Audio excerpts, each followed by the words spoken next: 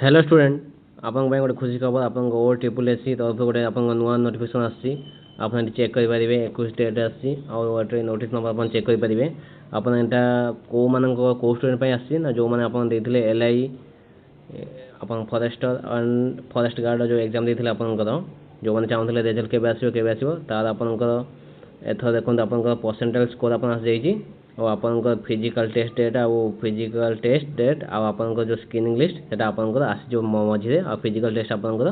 September हबार अच्छी तो जो मैंने भी आपन एग्जाम देथिले वेट करते आपनकर एग्जाम पाई तो आपन जाएंगे चेक करेंगे आपन परसेंटेज स्कोर आपन चेक करेंगे आपन ओ ट्रिपल एससी वेबसाइट जाएंगे आपनकर आउ आपनकर जो फिजिकल टेस्ट अच्छे आपनकर सेटा आपनकर सेप्टेम्बर मास हम सेप्टेम्बर 2024 और स्क्रीनिंग लिस्ट आपनकर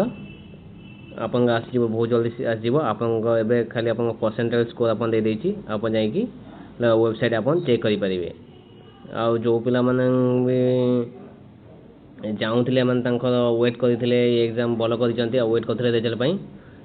समस्त को माने कंग्रेचुलेसन जो मैंने पिला माने भल कर आउ जो मैंने आर आई पढ़ुं पढ़ी पकातु धन्यवाद।